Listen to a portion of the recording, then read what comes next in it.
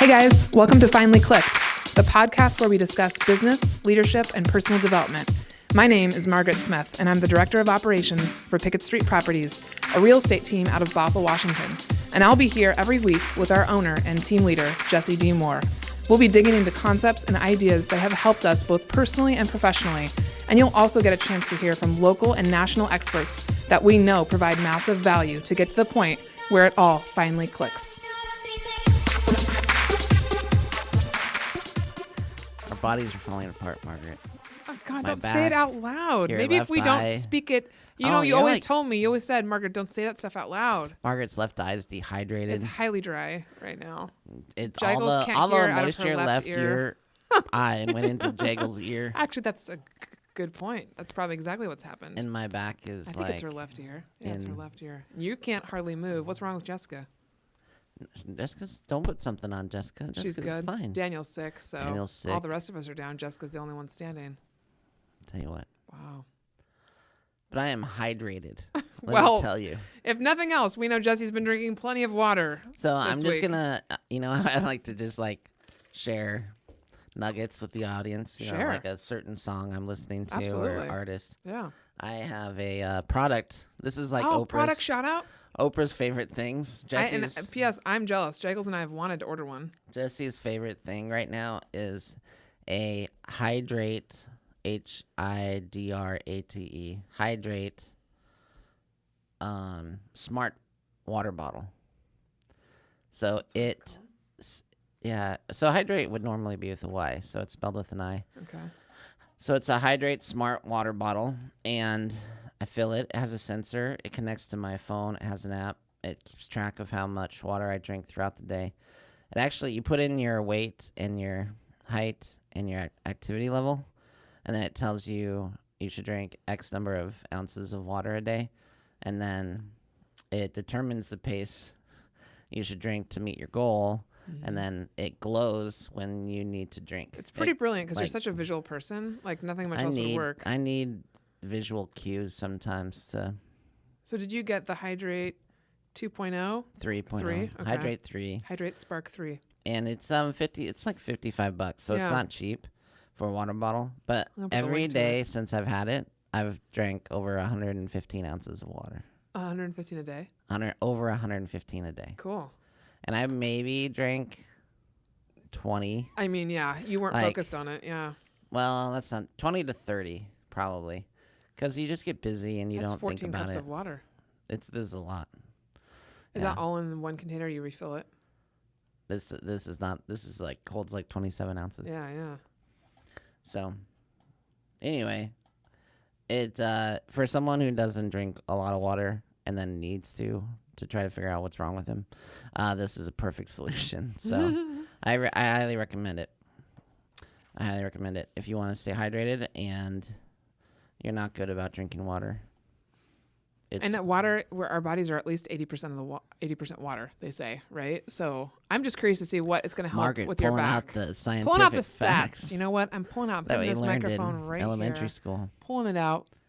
Water is critical. It is critical. Yeah. Yeah.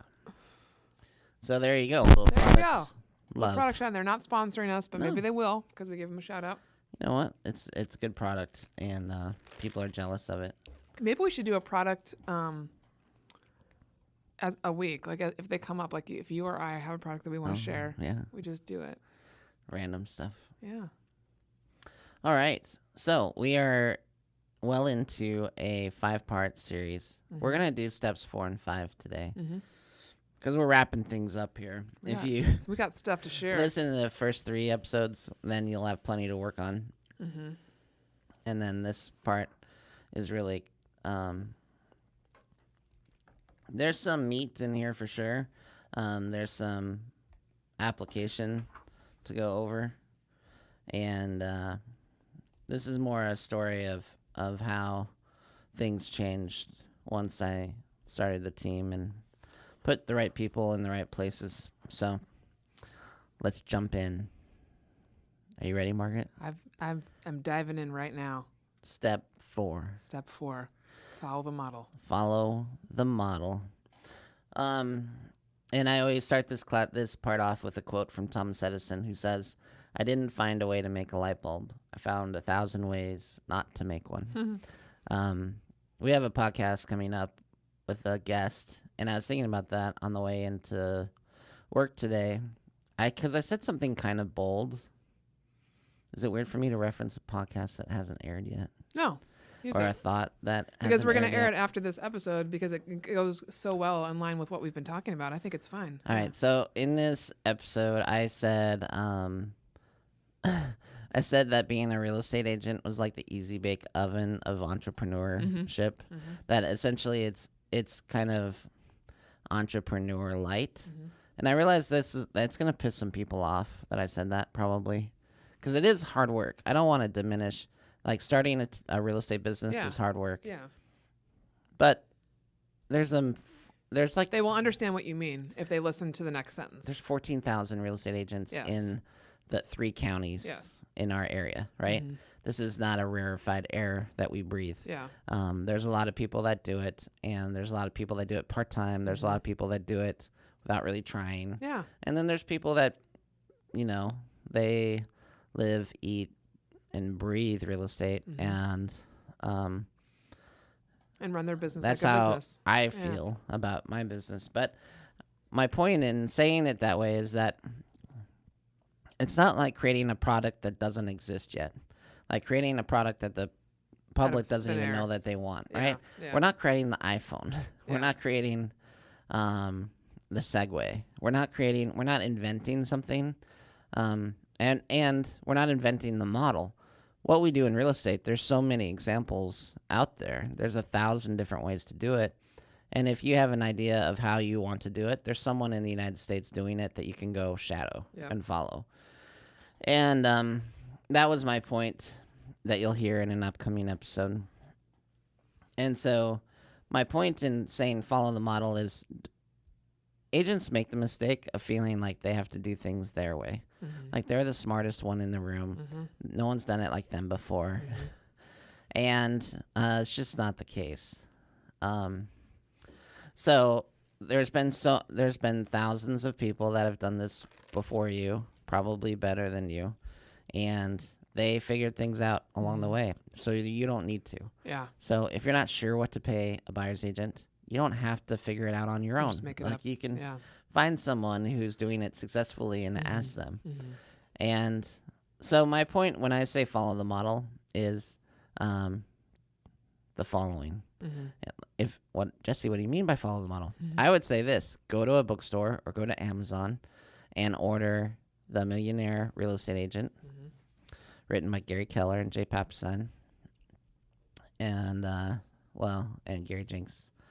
And I would say read it front to back and really highlight the different models that are available in there. And it tells you basically how to build a real estate team. And so that's when I say follow the model, I mean follow the Millionaire Real Estate Agent business model, because it works, it's successful, it's been fine-tuned over 2 decades, and it works for us, and that's what we're talking about now. So many people make the mistake of hiring a buyer's agent before a admin, and that is problematic. So again, they're creating their own model, and I'm saying, hey, to be successful, stop doing that. Get back to the basics, get back to the fundamentals, and do what the book says. So this class that I created is called 5 Steps to Building a Top Producing Team in 18 Months, not 5 Steps to Building a Top Producing Team in 8 years. It's sexier to say 18 months. All I'm saying that is if you follow the model and you do it organically and with the natural momentum, that within 18 months you can probably be you can have a substantial foundation. Team. Yeah, I think the part that will come up, I'm sure, as you're talking through the steps of step 4, follow the model, is that despite the fact that you think of ideas on a daily basis, like there's always something coming to mind, as it is for many entrepreneurs, but that's how your mind works. You also have this natural ability to kind of know which one should stick and which one you should go with.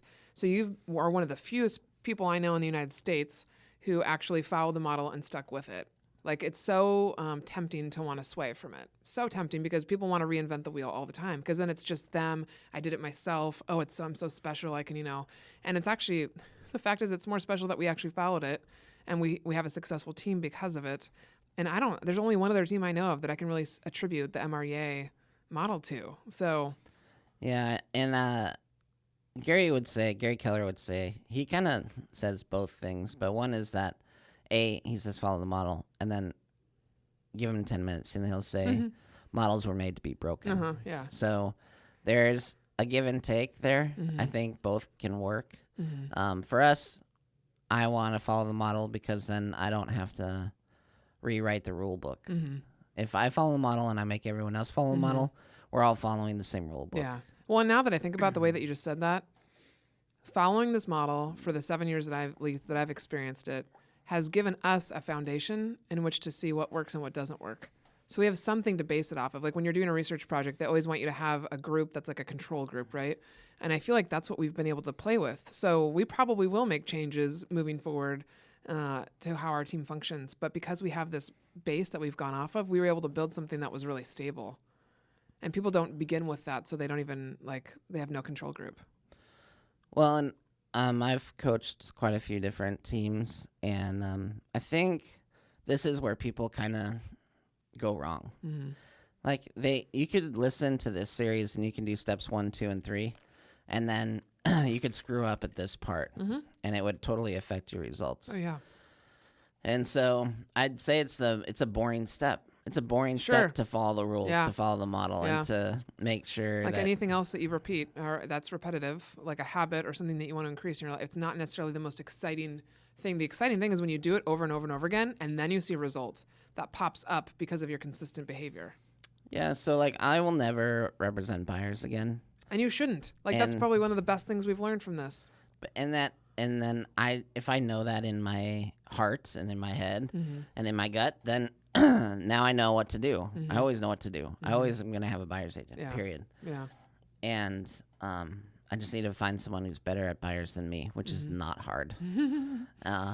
So the other way people make mistakes with this is, as an example, what I see team leaders do often is they'll say they're following the model and they'll hire a buyer's agent, but then they continue to cherry pick leads. So that's a huge mistake. And let me explain why this is a problem or a bad idea. If you hire someone who's talented and you're basically saying, hey, we're going to have a specialized business model where I only work with sellers and you work with only buyers. And then, by the way, let me back up. So you have this model that says, hey, I'm going to work only with sellers. You're going to only work with buyers. And one of the commitments you're kind of making, and you have to be careful of, is that agent, the buyer's agent, is probably going to make the assumption that they're going to be working 100% of the buyer leads, whether you say it or not. So this is one of the things you have to be crystal clear on. If you don't plan on giving all your leads to your buyer's department, then please make sure you tell them that from the very beginning. If you're going to cherry pick some deals, either based on relationships or based on price points, make sure that you're clear on it from the beginning. It's like setting the expectations that we talk a lot about here with our clients and also our team members. It's poor leadership. Well, it goes back to another thing we're going to mention on a future episode, which is in the absence of an established culture, another culture arises. And that's true. If you don't here's my point with this. You're going to hire someone who's talented, and they're getting paid based on their efforts, and they're being on their sales. And the best way to find and secure a talented salesperson to do this for you would be to give them exclusivity. Give them all the leads, or give them a majority of the leads, or on the buyer's side. And what I see time and time again is teams find a great buyer's agent to lead that department, and then a $1.5 million buyer lead comes in, and the team leader says, "Oh, I got this one." And either doesn't tutor or teach the agent how to handle that lead, but just takes over. And is it ultimately greed? Is that just what it is? It's not just greed. I don't want to say that, because although most agents get a little hinky when the price points gets over $1 million because of the profit there. What else? So part of it's greed. Part of it is a lack of trust. Yeah. Like, hey, we don't see this type of lead come in often, Sure. so I'm going to work it and make sure, gets done. Everything happens. Yeah. And so, here's the problem with that is that buyer's agent has been working all these leads where they want to buy something for $100,000, and that's not realistic. You can't find anything for $100,000 unless you're in Detroit, maybe. Yeah. But here you can't find anything for less than $300,000. So if you're telling the buyer's agent, hey, the law of averages dictates that this will even itself out. And so I want you to work these crappy leads because every once in a while you're going to get a good lead and it'll wash. Well, I think this is such another great example. Like you and I have talked a lot about our partnership back and forth. This is another great example of the partnership between the sales agents and you, because you're also trusting that, Jessica's been around for a little while now, but not a really long time. And when she was newer, same thing. We gave her all the leads that we got. And it's a trust thing. You're saying, hey, I trust you. I know you're sticking around. And then later on, when an agent might be feeling, I don't know, like when they get really used to their role and they get comfortable, it's for them to remember that you did this in the beginning. It's like it goes both ways. We both got to give to make this work. It builds loyalty. It builds trust. Yeah. And you're not short-circuiting the system. Yeah. What I mean by that is it then forces you to train them up to the level of the lead. And I think that's important. And you cherry pick one, you're going to cherry pick 10. Yeah. And that's the problem. You're setting a bad precedent for that buyer's agent to where, oh, great. Now you're creating resentment. Yeah, already. With that your talented team member.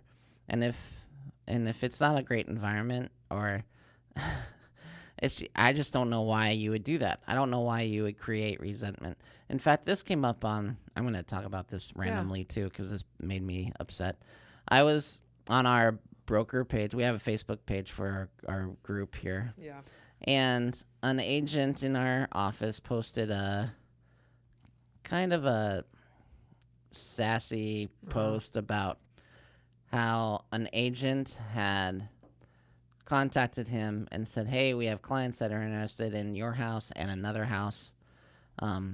It's regrettable that you're offering a lower commission.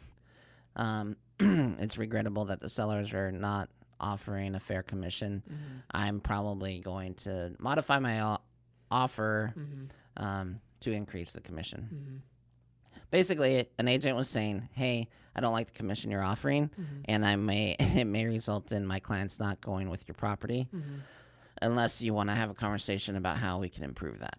And so this agent had an opinion, obviously, about it, but he was keeping it to himself. But he was basically saying, I don't think it's moral or ethical that this person asked to have his commission raised, or that he threatened, basically, in not so many words, that he would not show the property based on the commission that was being offered. And I understand his point. It's true. Like, good agents shouldn't filter listing results based on the commission being offered. There's a lot of discourse about this in our industry right now. Before. Yeah. And I understand it. And then what's interesting is then someone in our office did some quick research, found the listing that this person was talking about, and saw that the commission that was being offered was 2.25%, which is low. In our market, that's a low. I don't see that very often. I see 2.5% sometimes. Generally, it's more, and it's going to vary, okay? We know it's going to vary. But here's my point. There was a lot of back and forth about this topic, and I weighed in, which I don't do very often. Yeah. But I did say this as a result, which is I try not to create objections for my clients unnecessarily. My job is to eliminate objections, as many as possible. Yeah. And so I counsel my sellers based on my years of experience, based on my research, based on my education and experience in the industry. I would never encourage a seller to offer a 2.25% commission. Yeah. Because I know I'm going to have agents in my grill about it. They're going to be complaining about it. They're going to be asking me about it. And it's probably going to create situations that aren't beneficial to the sale of this property for the highest dollar amount. And so that was really the issue. I really wanted the issue to be, I wanted this guy to understand that the issue is that by offering such a low commission, he's creating an environment that is more difficult for himself. Yeah. But he doesn't see that. Yeah. Well, it's the same thing you're doing if you're a team leader and you start cherry picking leads. Yeah. You're doing the same thing. You're creating an environment. You're creating objections for your sales team. Yeah. You're creating objections for them to when they wrestle, whether to stay with you or go out on their own or go to another team. You've just added an arrow to their quiver for leaving. Yeah. And so that's what I don't understand. I do understand wanting to ensure that they do a good job. Yeah. But here's what I think challenging most the agents status do. quo. It's Yeah. a little bit of a good old boy thing where they're like, oh, this is my buddy from college. Oh, this is my so-and-so from whatever. The reality is that if you want to build a business, that means you don't deviate. Yeah. Your buyer department does that. One of the things I talked about in this class is like, once you get, and we'll talk about it here in a little bit, step 5. I'm wrestling whether to just say it now. What? Well, every department is responsible for its duties. Yeah. And when you have people assigned to a department and that department is responsible for 100% of that thing, Yeah. the business grows. Yeah. Period. Why? Because everyone's focused on one thing and just that one thing. So my point is that when you have a specialized business model, like the one we're talking about, where people stay in their own lane, then it's highly scalable. Yeah. I can have a buyer's department. I can have a short sale department. I can have a builder department. I can have a divorce department. Yep. I can have a probate department. And everyone's going to be an expert in their field, and I can just keep adding departments. But if I don't have that, and instead everyone can do whatever the hell they want, I don't have any division of duties, any division of labor. I don't have any specialists, and now it's not scalable. Yeah. So I'm not telling you this just to retain staff. I'm telling it also because you want a highly scalable business. Yeah. And when giving the ability to scale, not just maybe you're not interested in expansion and moving outside your location, it doesn't mean that you shouldn't always be thinking about having a bench, which for me also means scalable. Like I want to be scalable in the sense that if someone decides they need to move on, or if they want to do something different, or they need to take a break, then we have people that are there to continue on. So it just makes a lot of sense. All right. So how do we get closer to the model? Actually, let's do this. Let's talk about following the model. So step 1, hire an assistant. That could be its own episode. But we talk about that often. So everybody understands the benefit of why. As a reminder, Margaret's playing with her phone. Sorry. Don't mind everybody. She's texting. Everybody understands the benefit of hiring an assistant first. Hopefully you do. The primary reason is you need to have support before you have sales. You have to have some sales, but then if you want to level up in sales, you have to have support to maximize that. So step 2, hire a buyer's agent. So let me tell you about what that looked like for us. So June 2010 to June 2011, I did not have a buyer's agent. In that time frame, I closed 13 buy-side transactions. It's not a lot. I'm a listing agent, okay? And so I don't expect that to be a lot. This is when I was a single agent with a co-op partnership, meaning that I had a partner, but we weren't really a team. We were just a co-op. We were just two buddies that liked each other and got along and were fair, but we were not specialized at all. So I did 13 buy-side transactions. Average commission at the time was like $8,000. So I made $104,000 off the buyer side commission income. So then I shadowed a team in Arizona. I learned about the MREA business model. I came back and I wanted to implement it. So when I implemented it, so I hired a buyer's agent. And the promise, this is how I set it up for her. And this is me not having any experience hiring anyone, really. And I met a girl named Jillian Farrar. She was a new agent in our office. To be totally fair, one of my business partners, really thought she would be great. It was his thought that we capitalized on. I met with her. We had a series of meetings, and at the last meeting, she brought her husband, which was a little bit of a shock. I didn't expect that. I've never had someone bring their spouse to an interview, you know? But it was the final interview, and we were going over numbers, and I don't know if she trusted me 100%, and I think she wanted her husband to be there to make sure that she wasn't taken advantage of. Yeah. So after I got over this idea of this, big man being in our conference room while I made his wife an offer, we kind of went through the numbers, and I showed her these numbers. I showed her, hey, I did 13 transactions on the buy side in the last year. That would be $104,000. If we split that 50-50, she would have made $52,000. And so she looked at me and said, Jesse, I make more money than that now. She was already employed at a 9-to-5 job. She made good money. She didn't love her bosses. She didn't love the work environment at all, to be honest. And she was making more money than $52,000. So I looked at her and I said, well, I'm not hiring you to do what I did. I'm hiring you to only work with buyers. And by you putting all your efforts into buyers, you will close more buyers than I could on my own because my interest was divided. And she believed me. Thank God she believed me. In the next the numbers speak for themselves. In the next 12 months after I hired her, we closed 35 buy-side transactions. Our average commission stayed roughly the same, which meant instead of $104,000 in buyer side commission, we made $280,000 in buy side commission. Divide that in two to divide between the team and herself, and it meant Jillian made $140,000 the first year as a buyer's agent.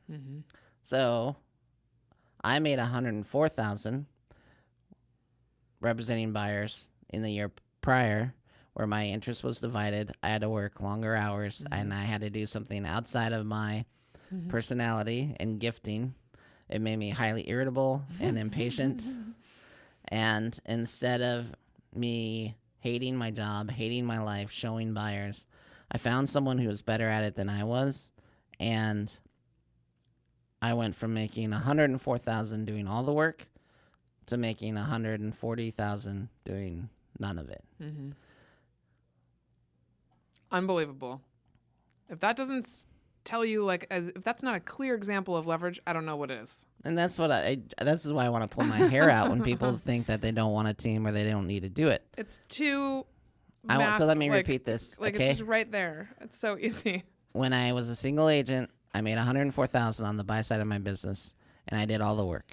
When I hired a buyer's agent, the following 12 months, I made $140,000, and I did none of the work. If somebody does not get this, I love you and I appreciate you as a human, but do not become a business owner. Do not hire anybody for your team. Just continue as a single agent and then just stop listening to this podcast. Just stop listening because you're probably going to be annoyed with me. But I don't have a business background. I talk about that a lot. I've learned a lot from you. But even before I knew anything about this made sense to me. It's so simple. It is simple. And then we grew that, and eventually Jillian hired 2 showing assistants where she could leverage her time, and it worked. It just works, man. And so if you want a showing agent model, there's people out there that do it well. We're one of the teams that does it well. If you want a listing heavy new construction model, There's a team out there that does that really well, and you can find them and follow them. The point is, you don't have to be creative. Yeah, you don't have to come up with it yourself. It exists out there. Go find it and implement it. So, follow the model. So, one of the posters that you'll see often in a Keller Williams Market Center is a triangle. It's two triangles. One is inverted on its point, and it has models. And then another one is a triangle with a wide base. And the one that has the wide base, it says models at the bottom, creativity up above. And then basically what it's saying is that when your foundation is based on the model, you have a very stable business. If instead you invert the triangle and you base your foundation on creativity, on the point of the triangle, it's an unstable foundation. And you can't build a business on an unstable foundation. So use the models to be the foundation of your business to grow from. And I've referenced this in my class too, and I talk about this with people often, and they don't totally get it yet. I don't think I explain it clearly. From an operations standpoint, when I think about just the operations department and people wonder, like, how do I do so much? And I talk often about, hey, you build the foundation and then you play on top of it, which is just very much like this triangle. I never realized how much it compared, but whenever I take on a new project or we have a new aspect of our business that we want to build, I spend most of my focus time, when Jaggles can attest to us this, when I'm silent, it's because I'm processing something new. I'm building the system that will remove all of the work from the actual process. So like I'm building whatever it is, the database, the process with the multiple databases.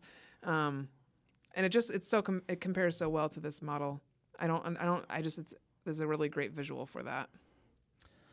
All right. So what are 3 things you can do right now to get closer to the model?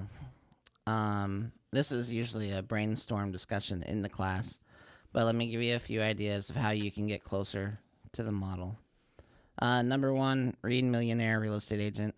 Even if you've read it before, read it again. That'll make sure you get closer to the model. One of my friends and proteges used to introduce me by saying, Jesse, hi, this is Jesse. He's just read MREA more than everybody else. Than anybody else, yeah. Another way to get closer to the model is find leverage right away. The best example of this is hire a third-party transaction coordinator, like Closer Pros, or like Bruckheimer's. Like, there's a bunch of them out there. So don't be afraid. That's the one piece of your business you can leverage right away, always. So make sure you implement leverage by hiring a transaction coordinator. And then the third way I have is go shadow a team. I really recommend, don't shadow a team in your market. Don't shadow a team in your county. Don't ask to. And don't ask to. It's weird, honestly.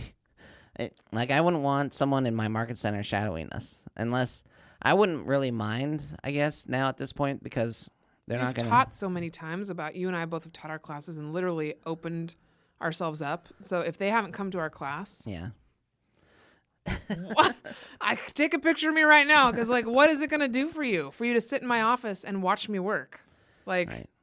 That's where I go back to the magic sauce is in each one of us. If you don't have, you're not Margaret, you're not Jesse, you're not Jessica, you're not Jaggles, we're not anybody else. You have to find out what you're really good at. And then, shadow a team outside of the state or something. Well, and here's the benefit to going outside your geographic area is that person is not in competition with you. Yeah. So they're more free with their information. Yeah. They're more likely to tell you the secret recipe than they would a competitor. On top of that, you're creating a referral partner with someone in a different area. So here's a smart way to do it. If you live in a major metropolitan city or not, but figure out where most of your incoming population comes from. For instance, if I knew a lot of people were moving from Los Angeles to Seattle, then I would focus on finding a team in Los Angeles that did what I wanted to do, and I would go shadow them, and I'd create a referral relationship with them so that if they have clients moving to the Seattle area, they can benefit me, and I can benefit them. So my partners in like friends of mine in Arizona, this has worked for us. And I shadowed them. Yeah. And then I gave them all my Arizona referrals. Well, so that's the other thing is, like, I think people often just think about the ask and, like, what can I get? What can I get from this person? And what we should really be thinking about is, what can I give to this person in order for them to even consider exchanging with me? So, like, another really good example I have is that I've wanted to shadow the Hergenrother group for a long time. And I asked Hallie Warner, who has now written a book with Adam Hergenrother called The Founder and Force Multiplier that you've probably heard about online. I asked her before, and she's like, honestly, you're really not going to get much from it. Like, and that was probably the second or my third year in. And now here I am 7 years later, and I'm going to speak at their team retreat. So I'm going to be able to offer them something, and I get to sit in on their team retreat. So I'm going to benefit, and as are they. Like, it's finally like an equal exchange, and I couldn't be happier about that. I think so often people are just like, what can I get? What can I get? What can I get? And they're like, I'll buy you coffee. And I'm like, it's not the same. No, it's not. I have 50 people take me for coffee. It's not going to benefit me. Like, we have to think about the win-win. All right, so those are the those are 3 ideas for getting closer to the model. And that's pretty much all I have to say For following the model. about that. Yeah. All right. Step 4, follow the model. Moving on to step 5. Trying to remember what This is a great one for right now. Trying to remember what. All right. Step 5 is diversity of business. And we could probably find other ways to say that. But basically, all I mean by that is once you have the team in place and the model in place, now things are highly scalable and things are fast moving, and you're going to have a lot of opportunities. And this is the time to add to the layers of your business. This is when you have specialization, your business becomes highly scalable, and you can start to add layers like at a very rapid pace. So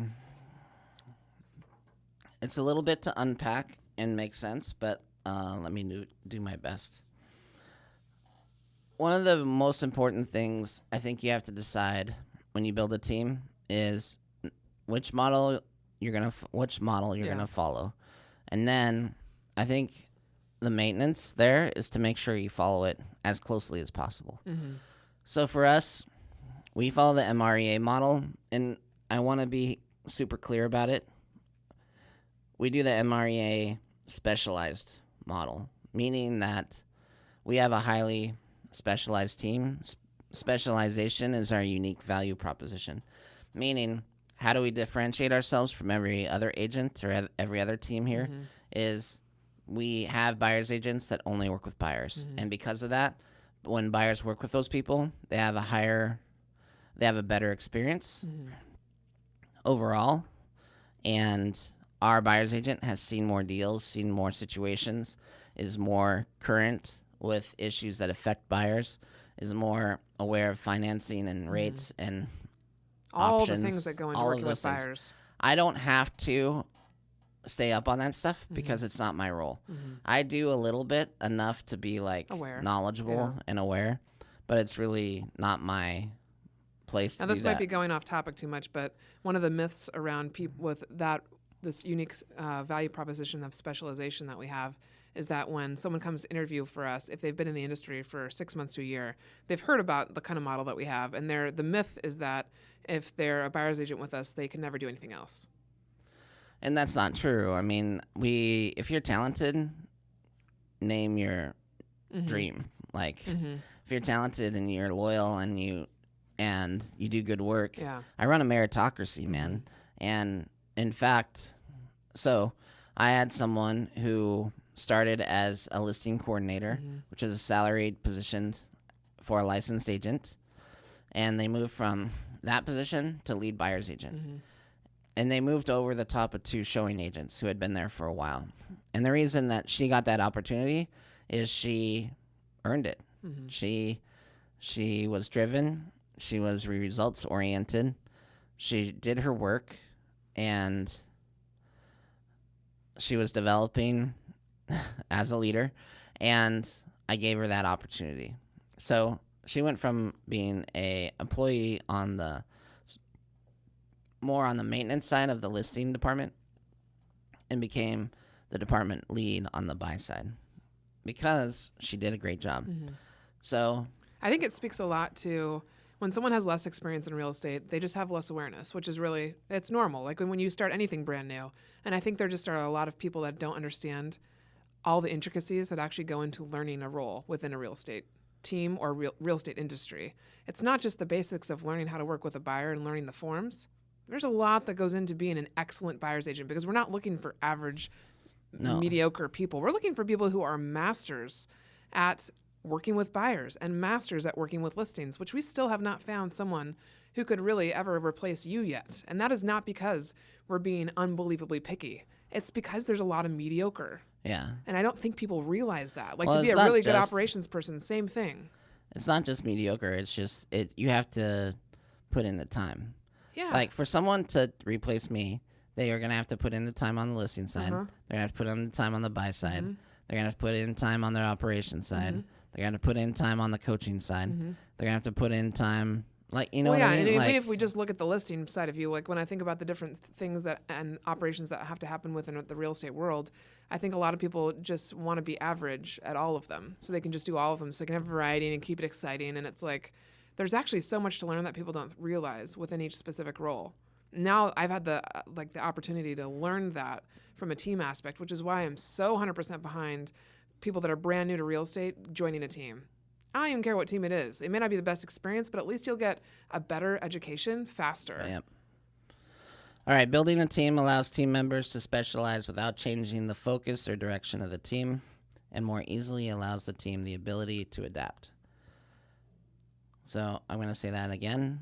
Building a team allows team members to specialize without changing the focus or direction of the team, and more easily allows the team the ability to adapt. What's a good way? I'm trying to think of a good analogy for this.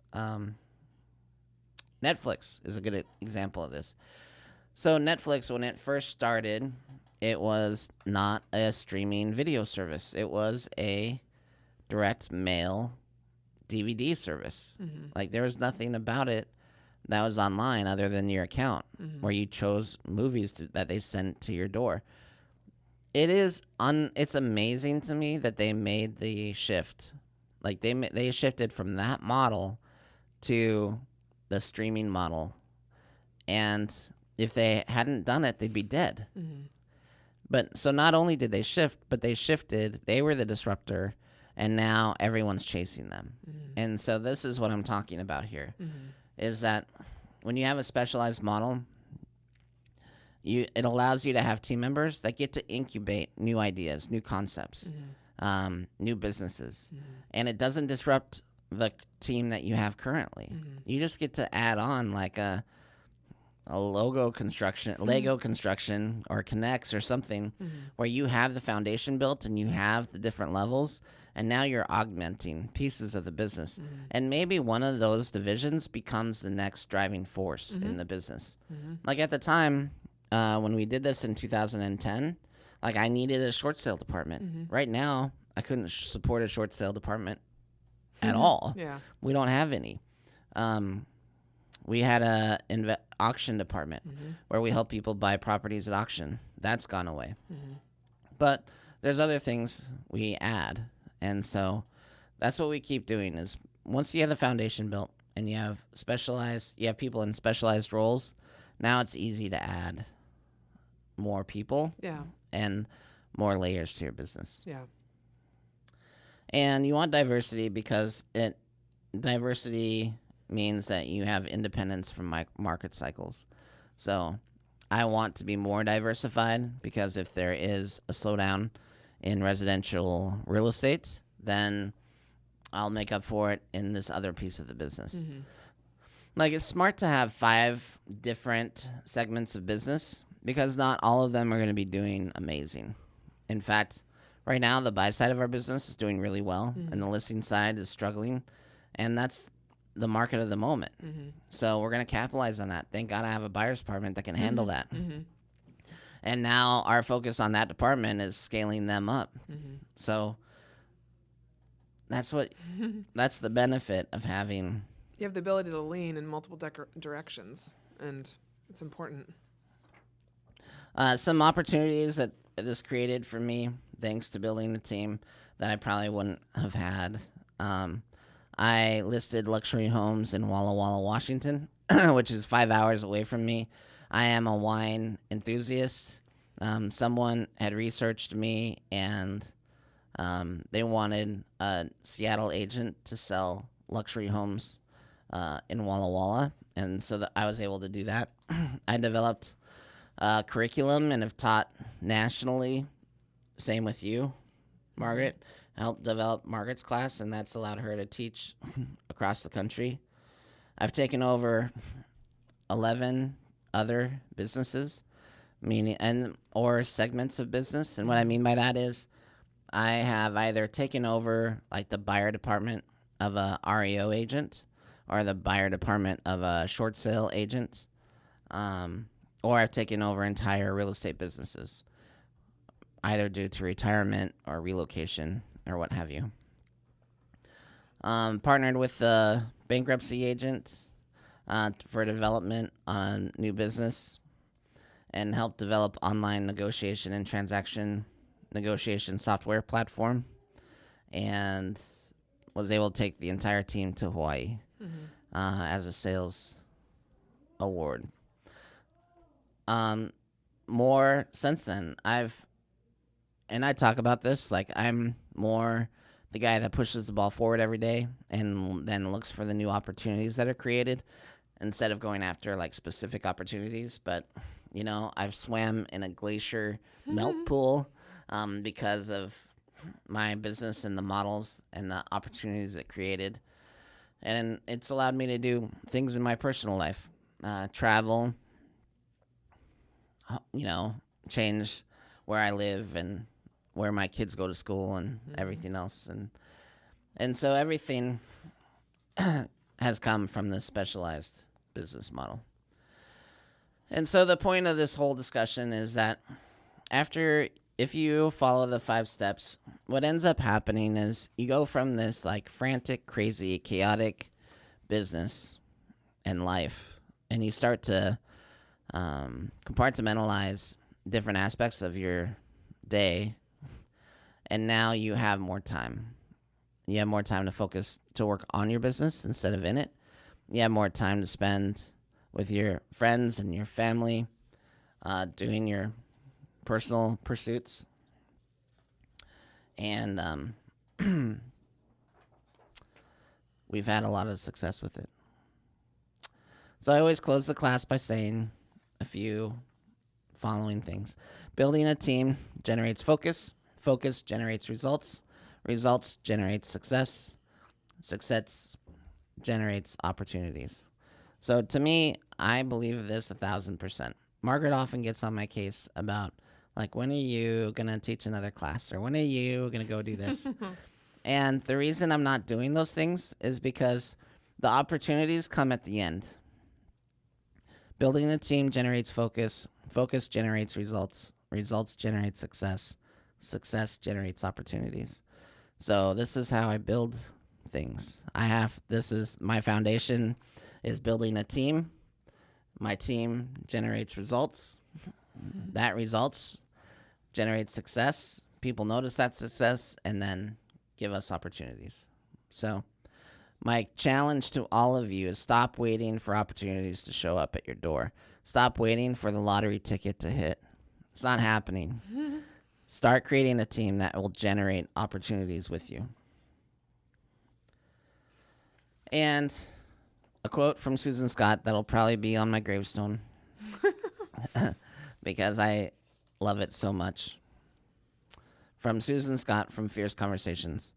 A compelling vision, including shared values, is not just an idea. It is, rather, a force in people's hearts, a force of impressive power.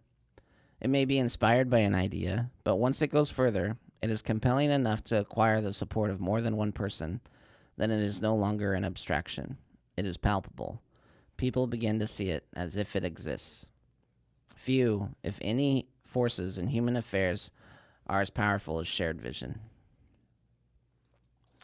Boom. And that's what we have with this team, is we have shared vision. And that's what we're always going for. And we will clear the decks if we don't have it until we find it. And then when we have it, we build again. And if we don't have it, we tear apart and we build again. And when you build it, they will come. Yes. Kevin Costner said that. That was epic. Steps 1 through 5. I will compile the 5 steps and email them out to people that are on our email list. If you'd like to get added to our email list, you can email me at margaret@pickettstreet.com and I will add you. At Margaret. You know, people are going to put at Margaret. Oh, Lord. Just Margaret. Okay, folks? Margaret. Are you there, God? It's me, Margaret. Have you had any other things come to mind since we've gone through these 5 steps? Anything? Anything that's like sparked something? Well, because it's been a while since we've gone through them. Yeah. I talk about it all the time on here, though. I feel like, which is, I've talked about it a lot today, which is just that if we don't have success, it's because we don't have results, and if we don't have results, because we don't have focus, and if we don't have focus, it's because we don't have the right team. So we've been, and I just, we've been in this rebuilding phase for a while, and it's frustrating. It gets frustrating, but it's the one thing that I am patient in for some reason. The one thing I am patient in is like making sure we have the right people on the bus, and then getting the bus to move after, but not until all the right people are on and the wrong people are off. Is there any part of the model that you've thought about changing over the years? I mean, I think I've played with it. I have, my favorite position I created was that listing coordinator role. I think you like that position more than mine. Anything. I mean, the reason, and just so people understand what that means. I don't know that people understand what kind of leverage that really is. Yeah, it's unique. That means that I literally just do the presentation. So I get to secure the appointment. I do the presentation. I secure the listing agreement. And then I don't ever talk to those clients again. Like my listing coordinator takes over from there and puts the house on the market, does everything, does all the pre-list stuff, writes all the copy, does all the paperwork with our support staff, and then puts it on the market, fields all the phone calls, negotiates all the offers, sees it all the way to closing. And I loved it because it just put me in front of people more, because then I'm only going on appointments. And that was pretty rare. Not many agents have done that. And it's definitely a phase of the business where we were in an upward moving market. There's lots of units sold. And I was being aggressive about leverage. And so I had the ability to take a chance and be wrong. And it worked out great. So there's that. And then also like short sales. I don't have the patience for short sales. So I found someone who was better at that than me and added that to the business. Auction, same thing. I think I got a little gun shy, and I've talked about it a little bit, with the divorce and separation and divorce and creating a new life and not being sure what that looked like, and then not being quite as aggressive as I had been in the past. And that scaled our business back, probably. And now I'm ready again. Now I'm ready to add people. I'm ready to add departments. I'm ready to add businesses. And we've been doing that. We've been focused on that, and it's happening. So there. But people have been waiting for Millionaire, the second edition of the MREA book to come out. And I would say, why? When the MREA 1 holds up, it works. Study that. Know it backwards and forwards before you decide. I mean, just don't wait for this second edition to come out before you start doing this stuff. So. I also feel like this time around, and maybe this is just because this is my first time really helping you build from the ground up, I learned a lot during all of these years of what I feel like I can finally contribute, is I guess what I'm trying to say. I feel like I've had Thank enough God, time. Margaret. Thank God you can finally show up. Jeez, it's been Finally, after been 7 so years. hard carrying you this My whole 411 has been just so bleak. Lots of unhappy faces on my 411. I just feel like I have enough knowledge finally in a network and the ability to act alongside you rather than still trying. Like I was still trying to learn when we were going through that first super successful season with all of the people that we had. So I don't know. It just feels very different this time around. So I'm looking forward to the next however many years. Yeah, iteration. Right. Mm-hmm. Margaret is, you're speaking on a panel today? I am. Congratulations. Thank you.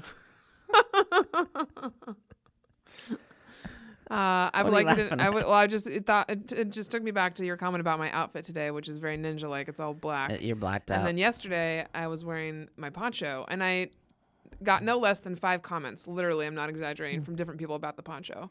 Most were that they really loved it, and those were all from women. And then from you made the reference to it being like a race car flag or something. No, I said if you ran across a wild Mustang, you could saddle it and ride it. Yeah. With that it was hilarious saddle blanket you were wearing. Yeah. That's what made me laugh. No, you're very dignified in your attire. Thank you. Well, I'm going to be going up on stage with some big-time people, so, I got to wear my heels. Who are you going to be on stage with? Monique Hellstrom, who we've had on the podcast here, and Stuart Butler, who is the owner of Butler Seattle, which is a fleet of cars that does all sorts of things for you. And then also Northwest Events show, which he's been running for a long time. And then Jeff Holt, who's the VP of marketing for Image Source. So I've never met Jeff or Stuart. Super looking forward to that. And then now we have in attendance, I think, 75 people from different walks of life in Seattle. So it's going to be a cool event tonight. Look at you. Look at you. Networking. I know. Making it happen. Proud of you. Thank you. I appreciate that. Proud of you. Yeah, so go whoop it up with Monique and et al. Planning on it. Mm-hmm. And we have we have a guest next week. Mm-hmm. We have another guest after that. Yeah, some good people lined up. I mean, we don't even have time for ASMR and whiskey. No, we're going to have to do one after that other guest. Jeez. It's kind of crazy. But no, we're on a roll. We're on a good roll, per usual. So our anniversary is coming up, the Finally Clicked anniversary, October 25th. I would know that if it was episode 52, if you hadn't gone and screwed things up with your mini moments. Oh, because you would know that we were at number 52. You know what? This is how We've OCD. been so consistent with it. This is how OCD I am. I want those renamed. I don't want them to be episodes and numbers of episodes. Yeah. But it would change everything. We can't do it now. Yeah. Because it changed the sequence of all the other ones. But it bothers me. It bothers you? I hate to look it. that it says 52 and then episode 52? It should be if we do an episode a week. Mm-hmm. And so I would know it's been a year on our 53rd episode. Yeah. But I don't get that luxury because when I was out of town one time, Margaret got wild with the microphone and couldn't hit stop and kept publishing these mini moments. It's true. I know. And they're Take good. full blame. They're good, but it throws off my counting Throws game. off the number. I know. Yeah. I'm proud of us. And then I tried to do Jesse in a Jiffy. I still think you should do it. I think you should still do it. I think my gosh. I can just sit in the room with you. I don't have to say anything, but then you feel like you have someone to bounce ideas off of mentally. Just like throw it over at me and I'm like, I don't know. I don't even understand that. I feel like if I have to take you with me everywhere in order to have an intelligent thought. That's not, you don't need that. No, you don't need me to have intelligent thoughts. That's horrible. You're like, I just meant, you know what that makes you? That makes you like the puppet in the psychiatrist's office when the kids can't like share their own emotions. So they put a puppet on their hand and they let the puppet speak for them. Oh my God. Does Braden have an extra Muppet that we can borrow? Braden is, you know what? It's funny. He's making puppets and he's selling them at school. I had no idea that he was actually making and selling them. Well, I got his mom a sewing machine for her birthday and it's a long story, but she wanted to be in fashion when she was in high school. She wanted to be a buyer. in the fashion industry. And actually, she wanted to have her own clothing line and make clothes. And so I got her a sewing machine to like pursue that idea. And she cried, and she's been practicing on it. And That's how you can gauge a good present. I feel like Braden's so great because in a terrible way, because he's like me. He's such an opportunist and in such a great way, which means like, oh, mom has a sewing machine. How can I benefit? How can I benefit from this? And then he makes. It's pretty brilliant. Yeah. So anyway, and then he did it without really telling us, and so he goes to school and he comes back with like $30. Unbelievable. And we're like, and it's like, it's not organized. Anyway. It's so cool. I never thought about doing that. He's riding his bike yesterday. I'm outside and he's riding his bike, and these little girls come running out of houses and they're like, puppet guy. Puppet guy. Oh my God. And they're yelling at him and he's ignoring them and keeps biking. And I'm like, girls are running out of the house to like, because it's like the Beatles. Oh my God. That's amazing. And then, so I'm like, hey, B, did you notice those girls were calling you puppet guy? And he's like, oh yeah, I'm so over it. And, shut up. And yeah. How much is he selling them for? $10. $10? For a handmade puppet that they can wear. When these kids have $10 to give him, like they're giving him their lunch money or something. This is amazing. And they're Muppet styles. So I would say like the one that he likes the most looks a little bit like Gonzo. Okay. Wow. And doesn't have the big nose per se, kind of. That's pretty amazing. But yeah, kids love it. I don't know. I actually had an idea for him, business idea, and I forgot to share it with him, so I'll have to do that. What is it? Later today. Oh, no, just like, so when you see, it's so fun. Here, let me just go here for a second. Kids have the worst ideas ever. I don't know if The worst? Oh, they have the worst ideas. Well, sure, they're practicing, yeah. And, well, but, I mean, kids they don't realize all the implications. Yeah. I mean, just think about, okay, you're in a room, there's 5 adults, and then there's the one 12-year-old in the room who... They're not conversationalists. They think they are. They just say random. They may as well be like, they're like those pull toys. You pull the cord and it says something random, or like the easy button that you have in your office that says random things. I mean, whatever they're saying doesn't fit the conversation. It's just random. Well, that's how kids are with ideas too. So like now this puppet thing, kids are like, oh, it'd be cool if it grew legs and then it had an animatronic something. So, like, I showed them this video of Boston Dynamics, their new robot. So, Boston Dynamics, which is a robotics company, they make a new robot that does front flips, back flips, and 360 in the air. Like, it does stuff I can't do. Like... And it's just mobility-wise. It does this stuff. And it's crazy. Like, they're going to take over the world. It's obvious. And I show the kids this, and the kids are like, was a man wearing a suit? And then they recorded all the movements, and then they programmed that into the robot. And I'm like, no, that's called animation. That's different than developing a robot to autonomously do crazy person-type stuff. And so they just have bad ideas. They just have... ideas don't make any sense, right? And but when they hit on something that they're just passionate about and they then there's gold there. And that's what Braden did. Braden, like, he found a heart for puppets and found a heart for the Muppets, and now he wanted to create something. Well, it's really cool. He's running towards what he's interested in. He's not even sure. Right. So it's interesting that you bring this up because Marco Polo is the app where you can video friends back and forth. And in the last 6 months, if you're 35, in the last 6 months, I've gotten these 6 girls that I went to college with, and I lived with my freshman year and my senior year. And we're all firstborn women. We're all like really solid. Like, they're all firstborn women. Yeah. I mean,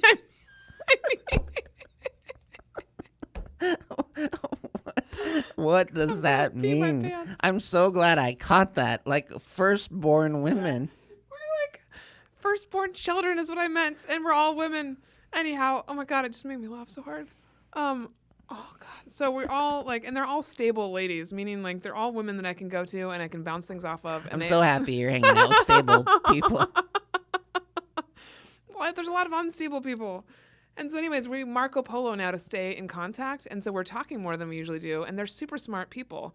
And one of the women yesterday posed a question and said, what do you think it is that you did as an 8 or 9-year-old, like 3rd, 4th, 5th grade, that really helped you to develop the way that you have? Because we all have our skills and talents, and again, we've like created successful lives for ourselves. They're all married. I'm not. I don't know what that says. But she had posed this question, and so it made us all reflect back and think, like, what was it that happened in our lives that created this? And so at one point I said to her, all I can see is a Venn diagram with they're married and you're not, but then in the middle is firstborn women. So, oh my God. So we're talking, and I'll draw it while you're doing that. Thank you. Please draw it. And we're talking about our experiences, and some of us did Girl Scouts, sports, all these different things, and we're attributing it to it. And then Marianne, one of my good friends, said that she thought, music, when she realized what she was passionate about, and music for her was it, that was like middle school. And she has it distinctly in her head that she went from one group of friends to another because of music. And she said, how do I help my kids discover their passion faster?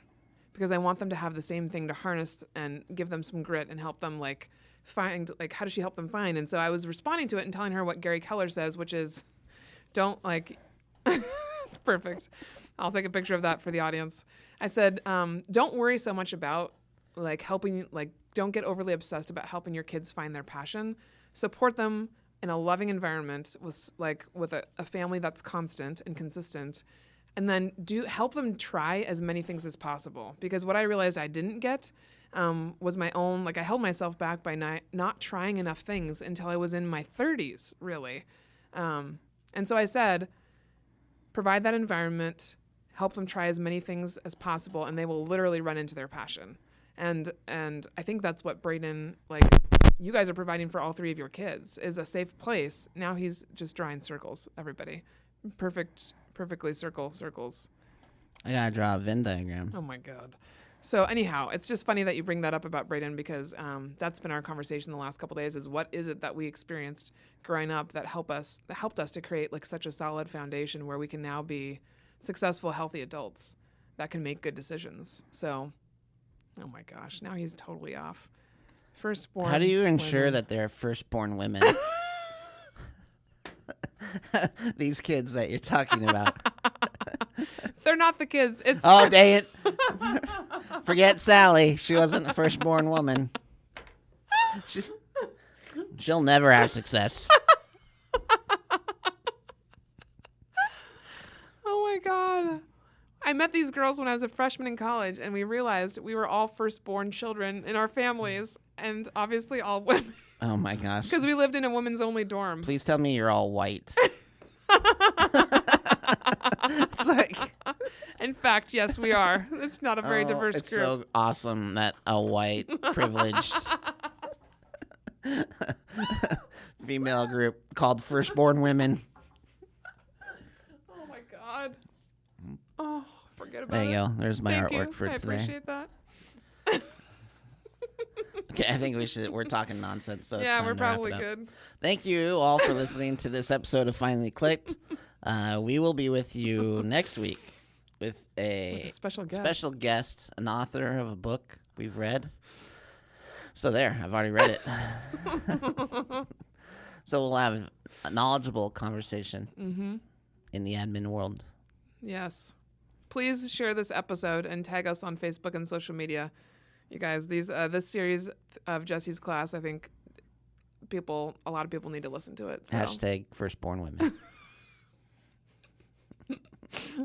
Have a lovely rest of the week and a fantastic weekend.